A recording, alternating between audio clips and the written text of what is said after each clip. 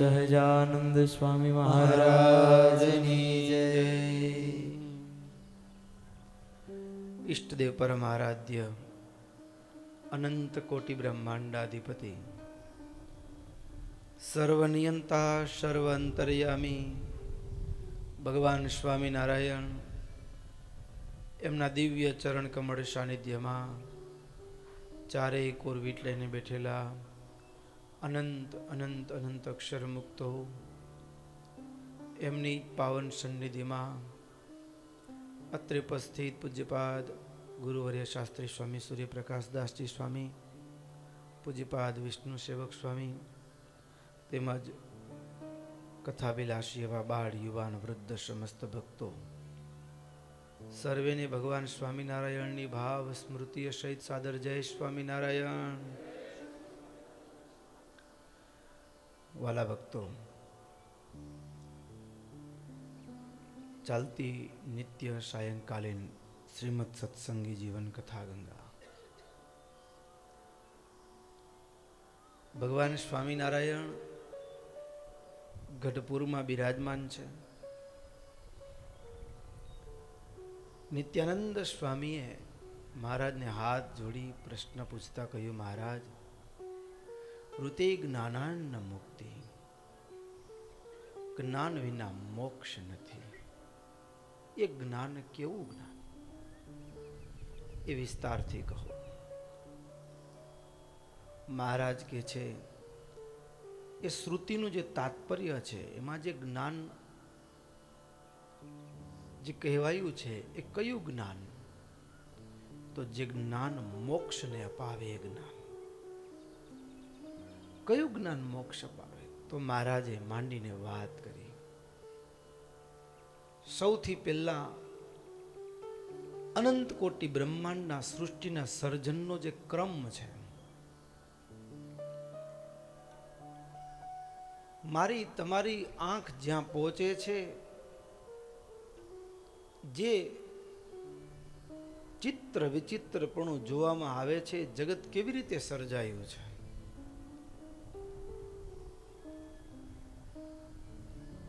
અને ત્યાંથી આગળ વધી મહારાજ આપણું ખુદનું જ શરીર એ કેવી રીતે બન્યું છે. પંચભૂત, પંચ પ્રાણ, પંચ કર્મેન્દ્રિય, પંચ જ્ઞાનેન્દ્રિય, 4 અંતઃકરણ, 24 તત્વનો આ દેહ. અને 24 તત્વનો દેહ જે છે, આ 24 તત્વ 3 શરીર, સ્થૂળ, સૂક્ષ્મ અને કારણ.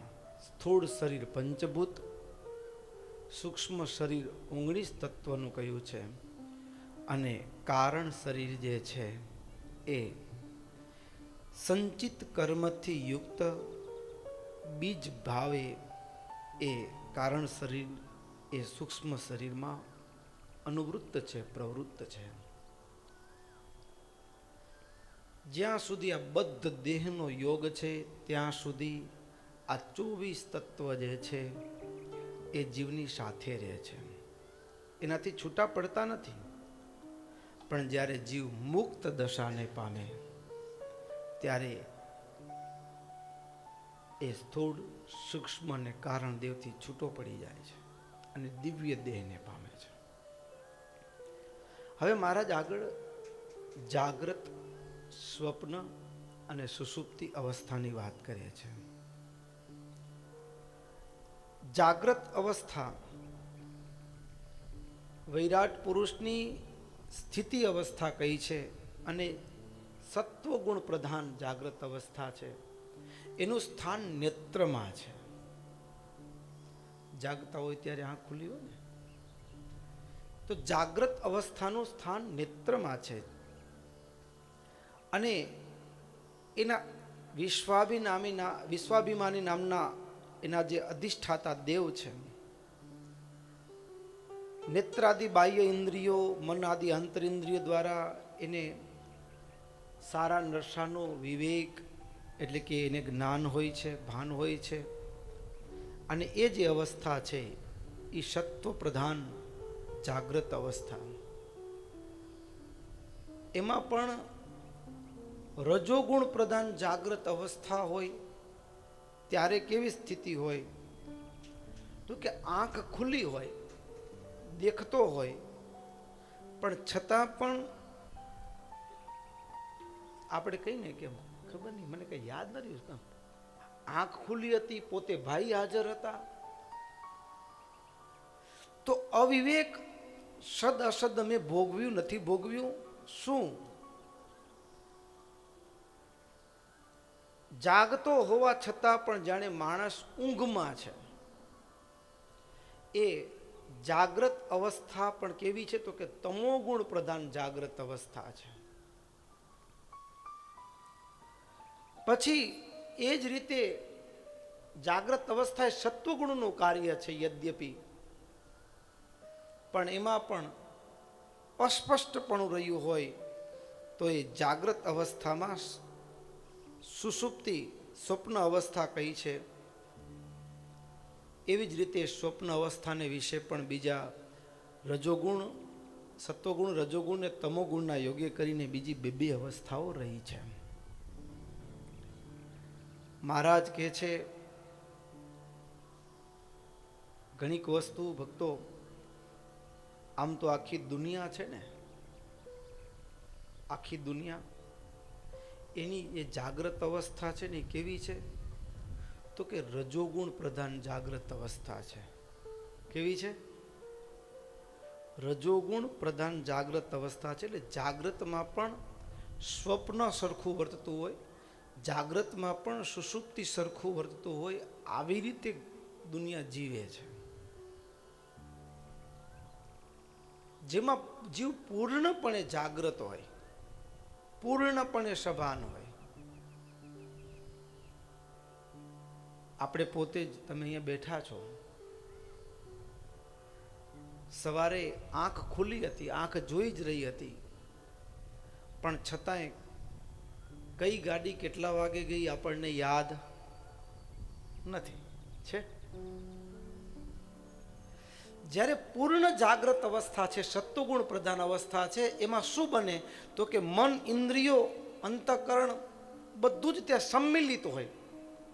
એક ઇન્દ્રિયના કાર્યની અંદર બધી ઇન્દ્રિયો એને અનુવર્તી હોય અને સંપૂર્ણપણે જાગ્રત અવસ્થા ન વર્તતી હોય. એટલે કે સ્વપ્ન આમ જાગે છે પણ સ્વપ્ન અને સુષુપ્તિ અવસ્થા પણ એ જાગ્રત અંતર્ગત વર્તતી હોય, તો એની આંખ ખુલ્લી હોય, આંખ ખુલ્લી હોય, પણ છતાંય એની અંદર મન પ્રવૃત્ત ન હોવાના કારણે એ યાદ રહેતું નથી. ત્યાં વ્યક્તિ સભાન હોતો નથી. ઘણી વખત એવું હોય ને, માસ્તર ભણાવતા હોય ને, છોકરા હાજર થઈને બેઠા હોય, આપણે એમ થાય કે હવે કંઈક પ્રશ્ન પૂછે તો પેલો જવાબ આપશે, એટલો બધા આમ એટેન્શનલી બેઠા હોય, પણ પૂછ્યું હોય તો કાંઈ યાદ હોય નહીં. હા, તો એક એક અવસ્થાને વિશે બીજી બબ્બે અવસ્થાઓ રહી છે, એની મહારાજે વાત કરી છે. સત્વગુણ, રજોગુણ અને તમોગુણના લક્ષણોની પણ મહારાજે વાત કરી છે. સત્વગુણનું લક્ષણ સત્વ, ધૈર્ય, આનંદ, ઐશ્વર્ય, પ્રીતિ, પ્રાકાશ્ય, વસ્તુનું યથાર્થ જ્ઞાન, સજ્જનોનો સંગ, આરોગ્ય, સંતોષ, શ્રદ્ધા, અકાર્પણ્ય, અધીનપણું, અક્રોધ, ક્ષમા, ધીરજ, અહિંસા, સમતા, સત્ય ભાષણ આદિ જે ગુણો છે એ સત્વગુણના લક્ષણો છે. પછી રજોગુણની ઝાડ જ્યારે હૈયામાં વ્યાપેલી હોય, રજોગુણનું લક્ષણ શું તો કે અનેક પ્રકારના રસ ભોગવવાની ઈચ્છા. હા, ભોગ ભોગવવાની ઈચ્છા થાય ને એ રજોગુણનું કાર્ય છે. પણ ત્યારે આમ શરીર, આંખ, ઇન્દ્રિયો લાગતા હોય જાગ્રત, પણ પૂર્ણ જાગ્રત ન હોય.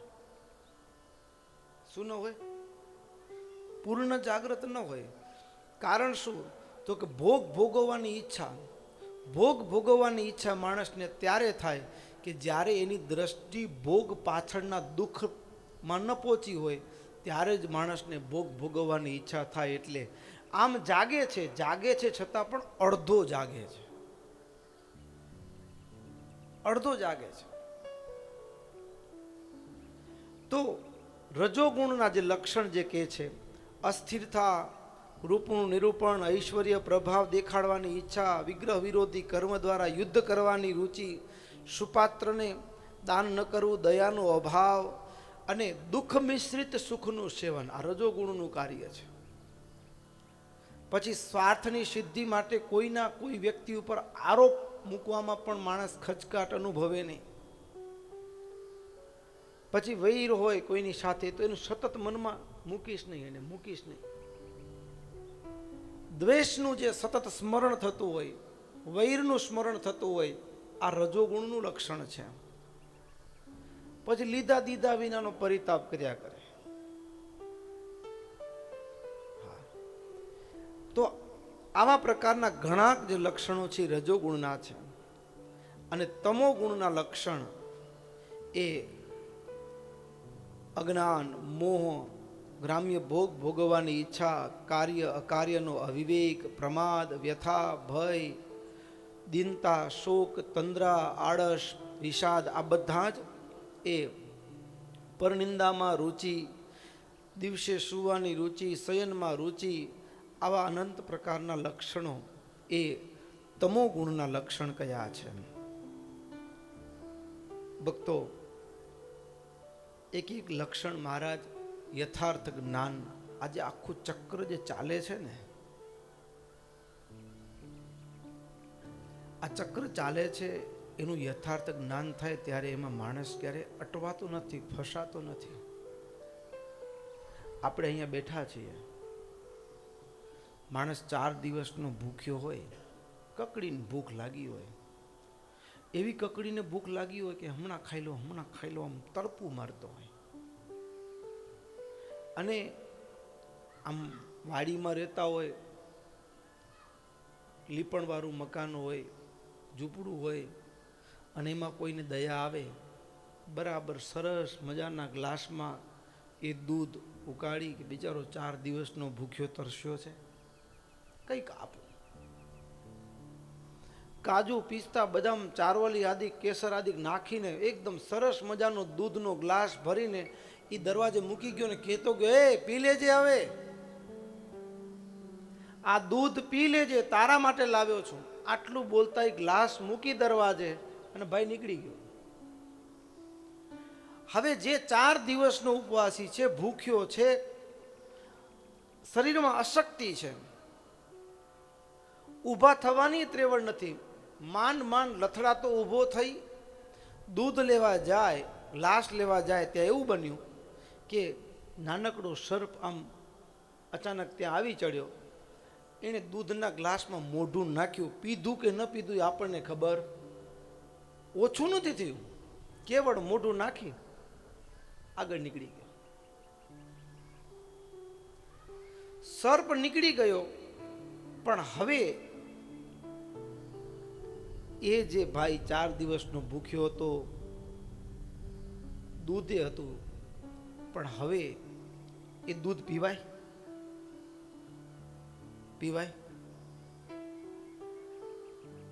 શું છે? એ ઝેર છે. રંગ નથી બદલ્યો દૂધનો, એનો એ રંગ છે. એ તો ખાલી સેજ અડી નીકળી ગયો, જીભ જ અડાડી. ખાલી શું અડાડ્યું? ફક્ત જીભ જ અડાડી. ઝેર તો દાઢમાં હોય. પણ આપણને જ્ઞાન છે કે ભાઈ હવે 4 દિવસનું ભલે ભૂખ લાગી છે, દૂધ નહીં પીવું તો હજી તો 2-4 દિવસ કદાચ જીવી જઈશ, પણ આ પીસ તો હમણાં મરવાનું થશે. જ્ઞાન છે ને માણસને, જ્ઞાન, જો જ્ઞાન છે તો માણસ એ કાર્ય અકાર્યનો વિવેક એના પૂર્ણપણે એના હૈયામાં દ્રઢ વર્તતો હોય. આજે એક ગુણોની વાત કરી મહારાજે, સત્વ ગુણની વાત કરી, રજોગુણની વાત કરી, તમોગુણની વાત કરી, આમ ભક્તો કેવડા ગુણોની વાત નથી હો. આમ જોવા જઈને તો આ શું છે, મારું ને તમારું પ્રશ્નપત્ર છે. શું છે? મારું તમારું પ્રશ્નપત્ર છે. આપણા સ્વભાવમાં કયા કેટેગરીમાં આવે છે? સત્વગુણની કેટેગરીમાં આવે છે. કોઈકને હળી કરતું તો દૂર ઉભા રહીને તાળી પાડવાની ટેવ છે. તો આપણે રજોગુણમાં આવીએ છીએ, તમોગુણમાં આવીએ છીએ. એમ આપણે પોતે પોતાનું પ્રશ્નપત્ર ભરવાની વાત છે. માણસ છે ને, માણસનો આનંદ પણ ઘણા પ્રકારનો હોય. કેટલાક મનોરંજનના કાર્યક્રમ કેવા હોય તો કે બે વડતા હોય, બે એમાં જોઈને રાજી થાય. હવે ઉનો જીવ જતો હોય તો કોઈકને પીડા થાય છે અને કોઈકની પીડામાં કોઈક વ્યક્તિ રાજી થતો હોય તો એ તમોગુણી આનંદ છે. કેવો આનંદ છે? તમોગુણી આનંદ છે. કોઈકને ઝઘડા કરાવવા, તો આ બધા જે દોષો જે છે, આ ભક્તો આમ જોવા જઈએ ને તો આ ગુણો મહારાજે એક એક લક્ષણો કીધા. રજોગુણ, સત્વગુણ, રજોગુણ ને તમોગુણના આ લક્ષણો જોઈએ અને પછી કોઈ માણાને જોઈને એટલે આખો માણસ સ્કેન થઈ જાય કે આ માણાની પ્રકૃતિ કેવી છે. શું થઈ જાય? આ ઠાકોરજીનું, હા, આપણે હું તમે હોસ્પિટલમાં જઈએ, આખી બોડી ચેકઅપ કરાવીએ. હા, અહીંયા હાર્ટની કેટલી બ્લોકેજ છે, જામ કેટલું છે, થાય ને બ્લોકેજ, બધું ચેકઅપ થાય. પણ અહીંયા મહારાજ જે જ્ઞાનની વાત કરે છે ને, અહીંયા આખો માણસ સ્કેન થાય, ના સ્વભાવ સ્કેન થાય, એના પૂર્વ જન્મ સ્કેન થઈ જાય. કારણ કે હમણાં જે સ્વભાવ છે ને એ પૂર્વના કર્મ, પૂર્વમાં જે કર્મ કર્યા હોય, કર્મ એકરસપણાને પામીને સ્વભાવ બની ગયું હોય.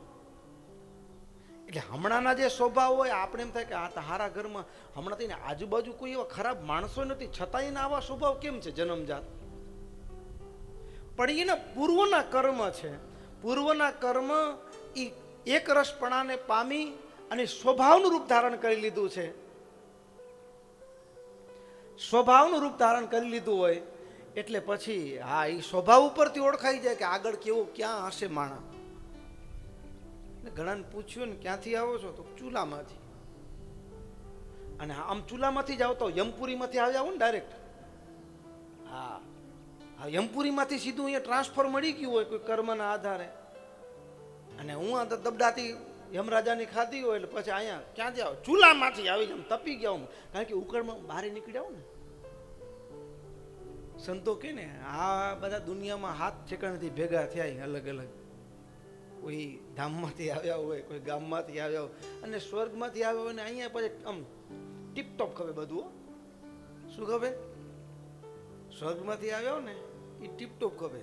હા, એક ભાઈ દર્શન કરવા આવ્યા, દંડવત કરે ને તો એમ થોડીક વાત ને ખંખરે, એમ સ્ત્રી બગડી ન જાય. એ હવે એમ સ્વર્ગમાંથી આવ્યા હોય, બધું ટીપટોપ જોઈએ એને, જ્યારે આગુ પાછું ન લ્યો.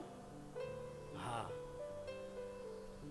તો આજે ગુણોની વાત કરી, બહુ ઊંડાણથી કથા થઈ શકે એવી છે આ વિષય ઉપર. એક એક વિષય ઉપર, એક એક ગુણ ઉપર મન આંખો પરખાઈ જાય. એટલે મહારાજ જે જ્ઞાન કે છે કે કયું જ્ઞાન મુક્તિ અપાવે, તો ભક્તો મહારાજ આ જગત જેમ ચાલે છે, જે વડે આ જગત છે તેને કોઈ ન જાણે રે. કોઈ દુનિયાનું એવું મશીન નથી કે એ બતાવી દે કે આ ભાઈ છે અને ઘરવાળા હારે બનતું નથી. એનું કારણ શું? તો કે એ આગળના જન્મમાં બે ભેગા હતા ને એમાં ઝઘડો થયેલો ને આ વેરવાળવા આવ્યા છે. એ દુનિયાનું કોઈ મશીન બતાડે? બરાબર. પણ કર્મ થાય હો, અહીંયા પકાવી નાખ્યા હો ભાઈને, કામ ભાઈ પાકી ગયા હોય કામ બાઈ પાકી ગયા હોય. એ કર્મનું ગણિત છે. કોનું ગણિત છે? એ કર્મનું ગણિત છે. એ દુનિયાનું કોઈ મશીન ન બતાવી શકે. બરાબર. પણ એ મારા ને તમારા સ્વભાવનું દુઃખ છે ને, એ શાસ્ત્રો કે આ માણા આમ સદમાં વાતમાં ક્રોધ કરવો, ઈર્ષ્યા કરવી, દ્વેષ કરવો, કોઈકને મારવું, ગાળો ભાંડવી, કે આ પ્રકૃતિ જે બધી છે, તો સ્વભાવનું ગણિત, હા, સ્વભાવનું ગણિત એ સારી પેઠે આ શાસ્ત્રમાંથી સમજાઈ જાય. અને આ જે આમ તો કેવું છે ખબર છે, આપણે જેમ ઘણા કહેતા હો ને, ઉપદેશ તો બહુ સારો દે. આજે પ્રસાદમાં શું રાખ્યું છે? ઘણા ઉપદેશ સારો દે. અરે શું ખાવું હોય, આ સ્વાદ તો બધા જીભ સુધી જ છે, પછી તો બધું અંદર એક જ થાય. ઉપદેશ થયો જોરદાર આપણને, અંદર તો બધું એક જ છે, સ્વાદ તો ક્યાં જીભ સુધી હોય. પણ પોતે પાછું આઈટમ મળે તો બગડાટી બોલાવે, પોતે બગડાટી બોલાવે, પણ ઉપદેશ શું દે? એ જીભ સુધી હોય, પછી તો અંદર એક જ છે. પણ સેજ દાળ ઉપર, હાલો ગાંઠિયા ઉપર દાળ પડી ગયો કે લાડુ ઉપર સેજ દાળનું ટીપું પડી ગયો તો પીરસવાળાને ગગડાટી બોલાવીને ગાળો દેતો હોય. તો માણસ જે સુખ અને દુઃખ ભોગવે છે, એ જીવ કેવી રીતે ભોગવે છે, તો એની વાત અધ્યાત્મ, અધિભૂત અને અધિદૈવની વાત મહારાજ કહે છે. અધ્યાત્મ, અધિભૂત, અધિદૈવ. હવે મહારાજ કહે છે સૌથી પહેલા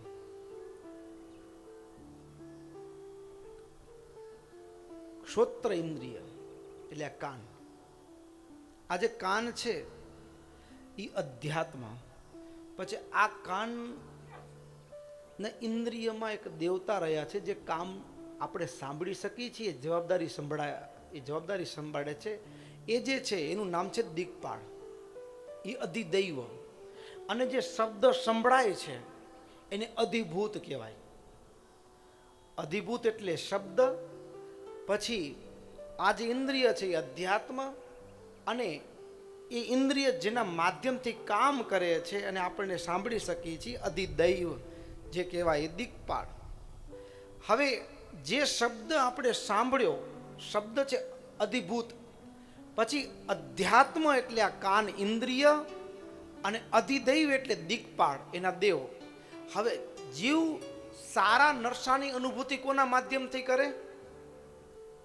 તો કે અધ્યાત્મ અને અધિદૈવના માધ્યમથી કરે.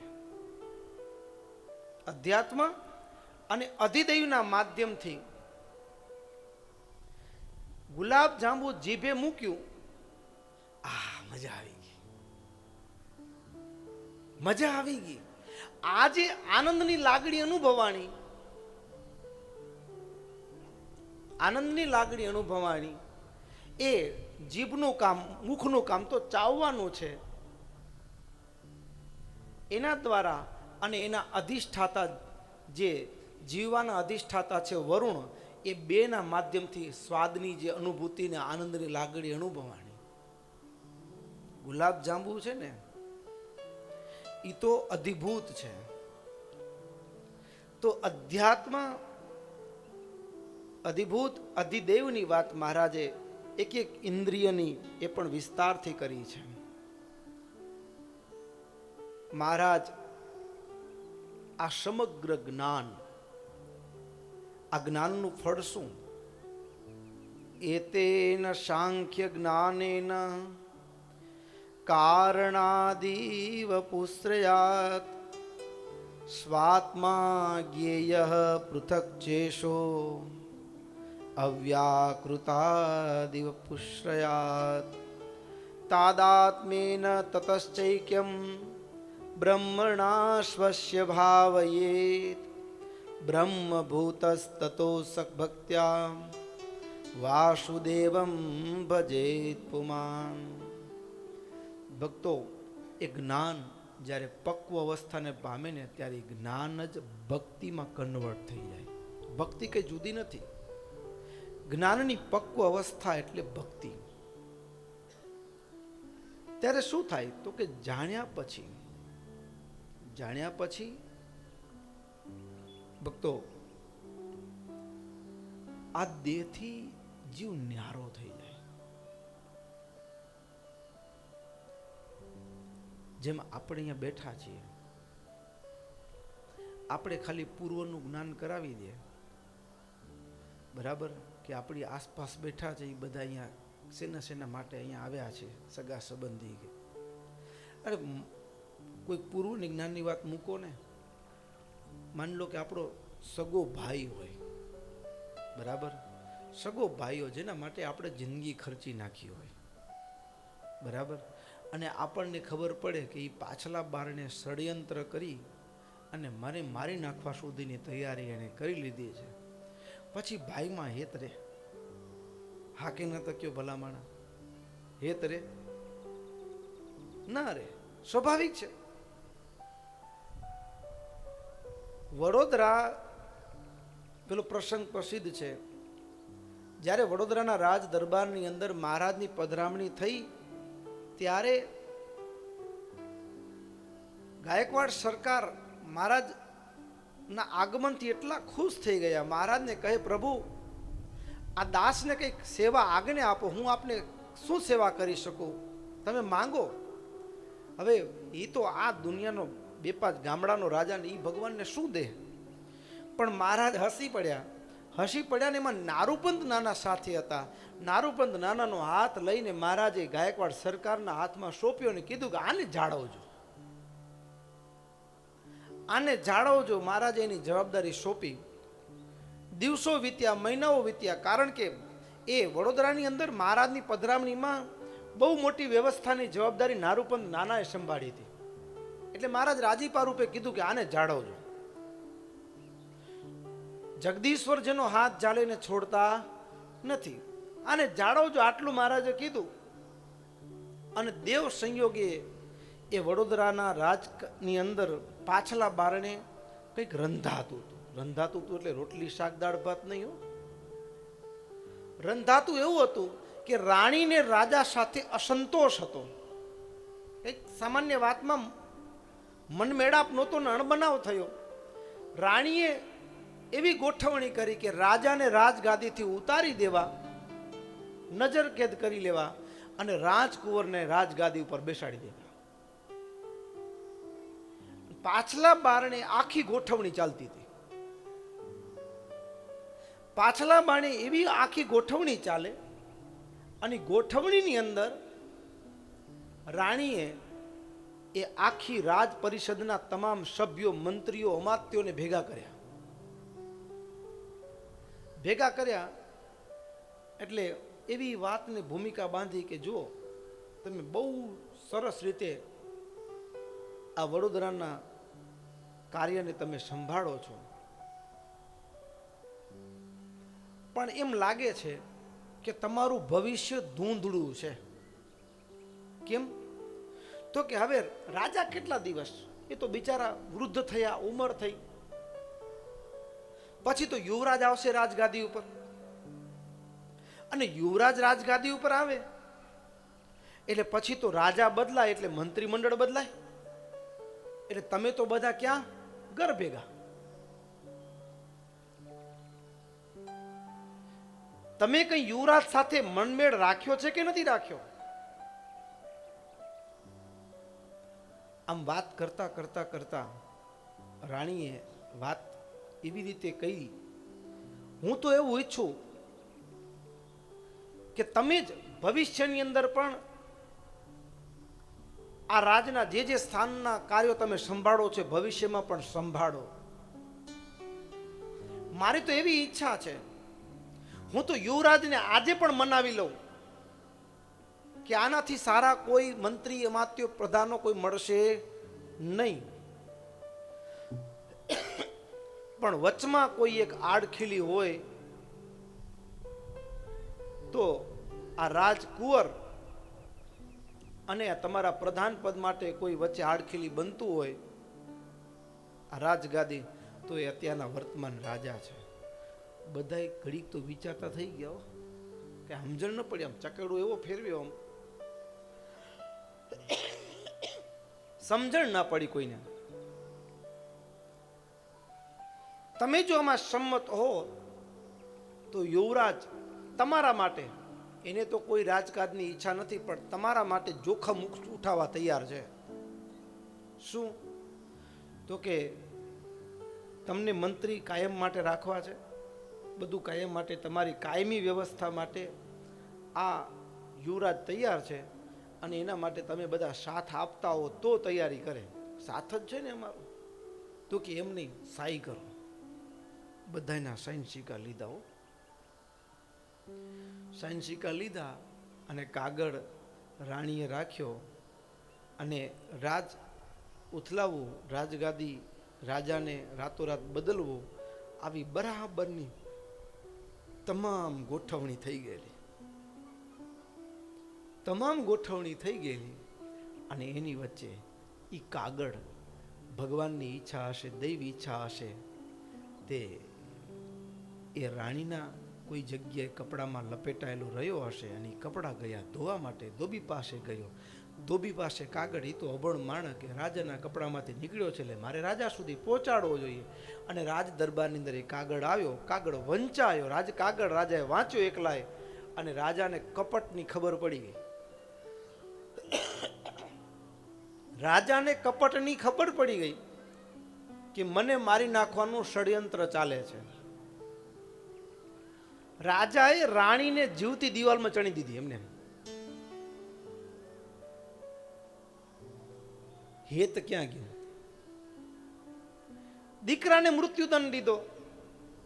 દીકરો કોનો હતો? કોનો હતો? પોતાનો જ હતો.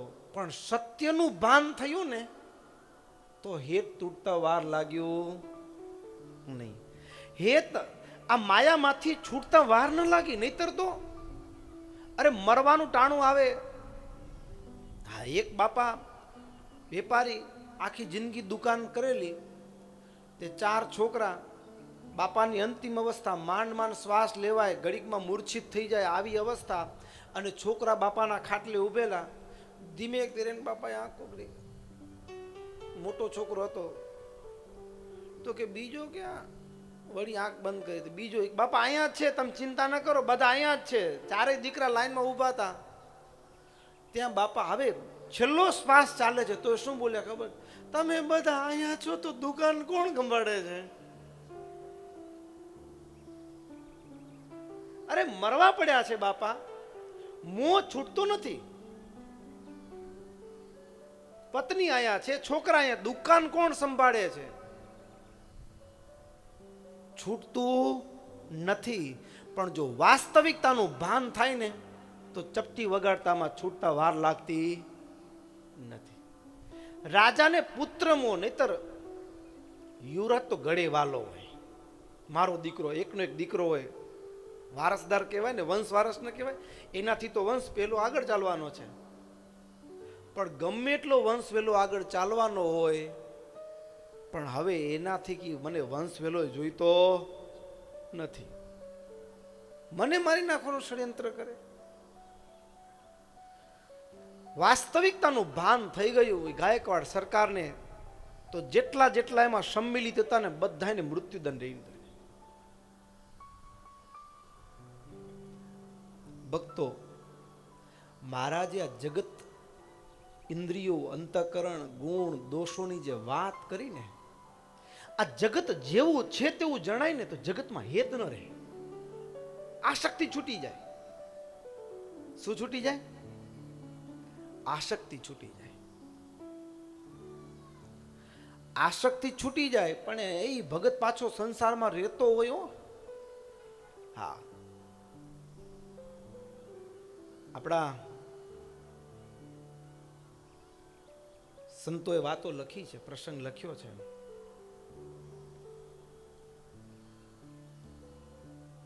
માંગરોળના પેલા વણિક હરિભગત ગોવર્ધનભાઈ સમાધિનિષ્ઠ, અખંડ ભગવાનને દેખે, ક્યાંય આસક્તિ નહીં હો, ક્યાંય આસક્તિ નહીં. તે પછી બીજા નવા કાચા પોચાવો ને એ કે મારા તમે કયો આ બધું હવે ભગવાનમાં જ રસ છે તો બૈરા છોકરાના બધા છોકરા રમેરા આટા મારે, એ બધું શું ખેલ ચાલે છે બધું? એક બાજુ તમે એમ કહો છો કે એને ક્યાંય મોહ નથી, ક્યાંય આસક્તિ નથી, તો મોહ ને આસક્તિ વગર છોકરા આટા મારે છે, એ બધું કઈ સંસારનો એમને એમ ખેલ છે? ઉપરથી આવતા હશે બધા. મહારાજ હસતા હસતા કહે, એ અમને અખંડ દેખે છે. ગોવર્ધન શેઠ અમને અખંડ ધારી રહ્યા છે. એને ક્યાંય મોહ નથી. કર્તવ્ય છે, ક્રિયા થાય છે, પણ ક્રિયાની અંદર જે મોહ હોય ને એ નથી. ક્રિયાની અંદર સાવધાનપણું પણ દેખાય છે. એટલે ભગવાનનો ભગત થઈ જાય એટલે ગબરગંડ થઈ જાય એવું નથી. ક્રિયામાં સાવધાનપણું હોય પણ આસક્તિ નહીં. આસક્તિ નહીં. અને એના માટે તો કેટલી કસોટીઓ લીધી બધાને વિશ્વાસ અપાવવા માટે. આ પેલો પ્રસંગ જે આવે ને કે મહારાજ વડતાલની અંદર બિરાજમાન હતા અને મહારાજે સવારના ગોવર્ધન શેઠ સંઘમાં આવ્યા અને પછી મહારાજે કીધું, ગોવર્ધન, એ અમને ભૂખ લાગી છે, અમને જમાડો. તો સૂતરફેણી સુરતના હરિભક્તો લાવેલા, આ સૂતરફેણી જમાડો ને તો ગોવર્ધન શેઠ જમવા લાગે. મહારાજ, આવું જમવાનું તો અમને કહેજો, અમે જમાડશું તમને. આવું હારું હારું હોય તો અમે જમાડીને તમને. પણ ગોવર્ધન શેઠ અખંડ ભગવાનને ધારી રહ્યા છે. એની ક્રિયા કેવી. અને પછી સૂતરફેણી જમી રહ્યા. 1 માટલી 2 માટલી 7 માટલી જમી ગયા. 7 માટલી જમી ગયા, વળી 1 માટલી. મહારાજ બસ, મહારાજ હજી ભૂખ છે તો બીજી માટલી, ત્રીજી માટલી, 7 માટલી સૂતરફેણીની જમી ગયા. અને પછી મહારાજ સુખડી હતી, થોડી કઠણ હશે, હા દાંતો કો બનાય, જડો હશે મજબૂત, હા એવી કઠણ હોય ઘણી વખત. હા દિવાલમાં ફેંક્યો, દિવાલમાં ગબ્બો પાડી દે પણ સુખડી ના તૂટે.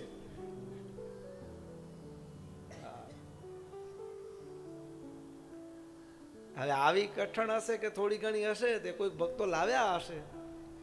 તે પછી મહારાજ કે, ગોવર્ધન, એ આ સુખડી જમો જમો, તમે જમો. અરે મહારાજ, મારે જમાય, મારે તો હજી દાંતણ પાણી બાકી છે, દાંતણ બાકી છે મહારાજ મારે તો.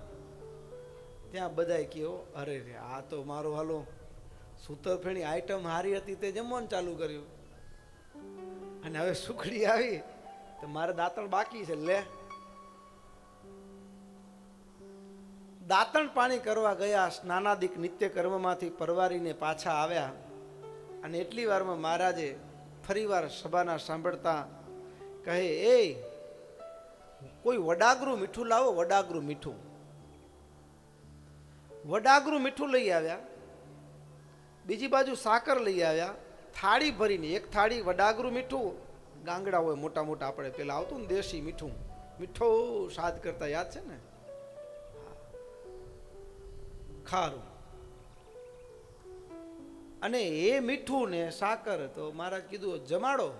ભલે મહારાજ, અમને જમાડો. ભલે મહારાજ. આટલું બોલતા સાકર દોથા ભરીને એ ગોવર્ધન શેઠ જમવા લાગ્યા. તો સાકર તો કદાચ ખાઈ શકાય, મોઢું તો ભાંગી જાય, ઘડિયું ઘણું ન ખાઈ શકીએ આપણે, પણ છતાંય ખાઈ શકાય, માની શકાય. પણ બધું જમી ગયા પછી જે રીતે સાકર જમતા હતા એ જ મસ્તીમાં, એ જ આનંદમાં પેલું વડાગરું મીઠું થાળી ભરેલું એ પણ આરોગી ગયા પાછા. ત્યારે બધાની આંખો ખોલી ગઈ. કર્તવ્ય. પર્વતભાઈ ઘરેથી નીકળ્યા અને ત્યાં સમાચાર મળ્યા, હજી ગામને પાદર પહોંચે. જોજો વાત કેવી છે. એ ગ્રસ્ત હરિભગત સંસારમાં હોય, પણ સંસારમાં જ્યારે એને સાર અસારનો, આ જગતની ઉત્પત્તિ સ્થિતિ પ્રલયનું જ્ઞાન થયું હોય, એ ગુણોનું જ્ઞાન હોય, એ જ્ઞાન એના આચરણમાં આવે ત્યારે એને ક્યાંય મોહ નથી રહેતો.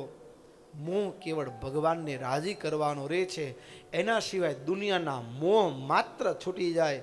એની કોઈ પણ પ્રકારની લાજ મર્યાદા પણ એને ત્યાં રોકી શકતી નથી. અને એ પરોધભાઈ દીકરો મૃત્યુ પામેના સમાચાર મોકલ્યા. અને બીજી બાજુ કોઈ માણસ આવીને સમાચાર આપે કે તમારો દીકરો મૃત્યુ પામ્યો. બીજી બાજુ મહારાજનો કાગળ આવેલો, ગઢપુરા બોલાવેલા મહારાજ.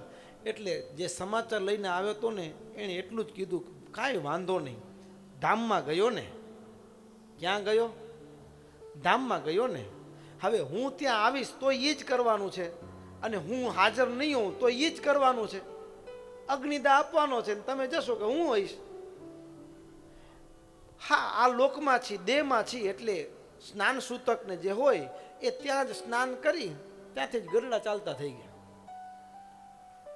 ત્યાંથી જ ગરડા ચાલતા થઈ ગયા. તો શું ગોવર્ધન શેઠ કે પર્વતભાઈ ઘરે હતા તો એને એના પુત્ર પરિવાર પ્રત્યે શું એને આદર નહોતો? હતું. પણ ભક્તો, જ્યારે જ્ઞાન થાય ને, જ્ઞાન, મહારાજ કહે છે આ જીવ જગતથી ન્યારો થઈ જાય, જગતથી ન્યારો થઈ જાય. ભક્તો, આપણું ભજન દેહ ભાવનું ભજન છે.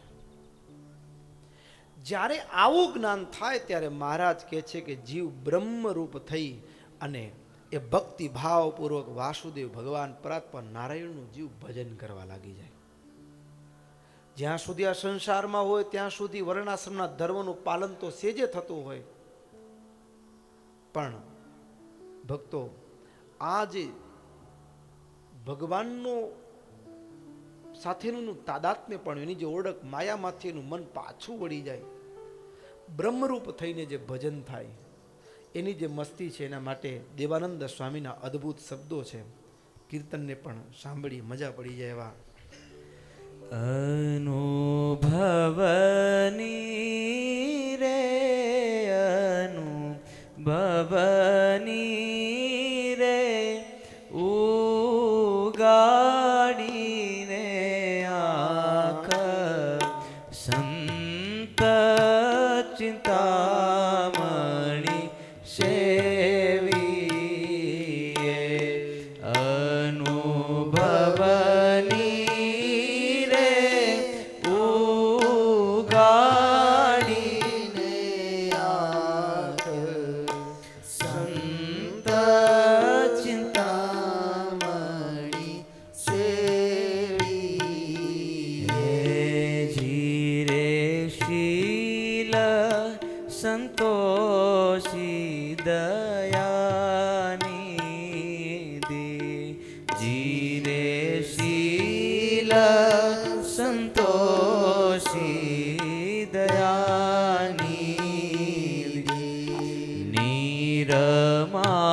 નિરમાની રે નિરમાની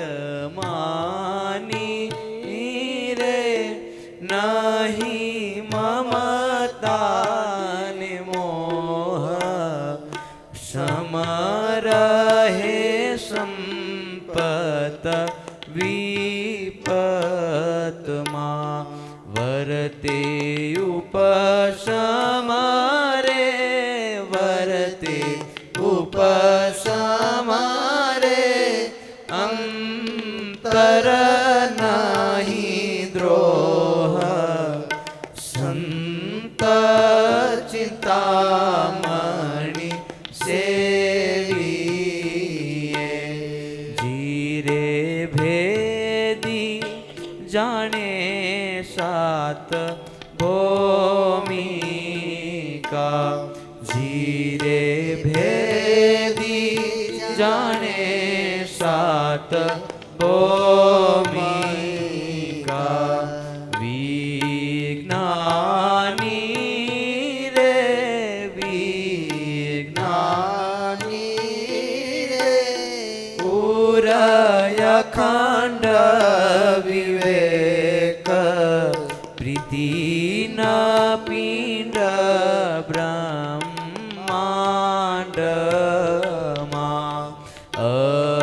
અસંગી રે અસંગી